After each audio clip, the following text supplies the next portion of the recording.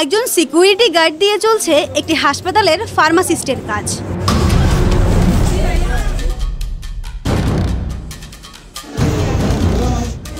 রোগীদের ওষুধ বিতরণ করতেও দেখা গেছে তাকে। উখিয়া উপজেলা স্বাস্থ্য কমপ্লেক্সে দেখা মিলে এমন অনিয়ম। জানা যায় স্বাস্থ্য কমপ্লেক্সটিতে ফার্মাসিস্টের পদে দীর্ঘদিন ধরে কেউই নেই। পদটি শূন্য থাকায় হাসপাতালের বহির্বিভাগ ইনচার্জ উসমান সরোয়ারকে দায়িত্ব দেওয়া হয়। প্রায় সময় তিনি সিকিউরিটি গার্ড আতিকুর রহমানকে ফার্মেসিতে বসিয়ে তার কাজে চলে যান। এমন সময়ে অনভিজ্ঞ ওই সিকিউরিটি গার্ড দিয়ে আগত রোগীদের প্রেসক্রিপশন দেখে ওষুধ সরবরাহ করা হয়।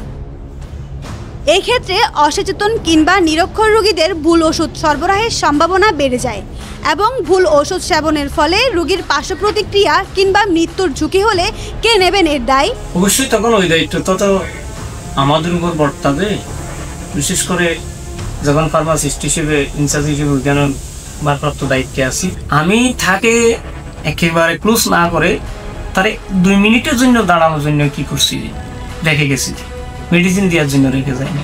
এ বিষয়ে হাসপাতাল কর্তৃপক্ষ থেকে তার বিরুদ্ধে ব্যবস্থা গ্রহণের কথা জানান উখিয়া উপজেলা স্বাস্থ্য ও পরিবার পরিকল্পনার কর্মকর্তা ডাক্তার নাসরিন জেবিন। যেহেতু এরকম একটা মিসআন্ডারস্ট্যান্ডিং এখানে হয়েছে যে আমাদের ফার্মেসিতে যে ভারপ্রাপ্ত যে ফার্মাসিস্ট ছিলেন উনি তার ব্যক্তিগত একটা কাজের, ব্যক্তিগত ঠিক না, উনি একটা অফিসিয়াল একটা কাজের জন্য উনি একটু স্টোরে গিয়েছিলেন একটা রেজিস্টার খাতা আনার জন্য। এই সময় এখানে একজন সিকিউরিটি গার্ডকে দিয়ে গিয়েছেন। উনিও ইচ্ছাকৃতভাবে করেছেন বিষয়টি তা না, জাস্ট গিয়ে হয়তো বা একজনকে সাহায্য করতে গিয়েছেন। হ্যাঁ, এটা অবশ্যই অন্যায় একটা কাজ। আর অফিসিয়ালি উনি কেন এই কাজটা করলেন, অবশ্যই এটা অফিসিয়ালি আমরা এটা সমাধান করার জন্য চেষ্টা করব।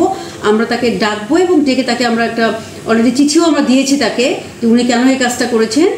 তো সেখানে আমরা আমাদের মতো করে দেখছি বিষয়টি এবং আমরা সিকিউরিটি গার্ডকেও এই বিষয়ে আমরা জিজ্ঞাসাবাদ করেছি এবং ভবিষ্যতে এই ধরনের কাজ হবে না এই বিষয়ে উনি এটা বলেছেন। ফার্মাসিস্টের শূন্য পদে দ্রুত নিয়োগ সহ অনভিজ্ঞ কাউকে দিয়ে হাসপাতালে চিকিৎসা সংক্রান্ত কোনো জটিল কার্য সম্পাদনে এখনই সতর্ক না হলে উখিয়া হাসপাতালে চিকিৎসা সেবার মান প্রশ্নবিদ্ধ হতে পারে বলে মত সচেতন মহলের। News desk, Penowa.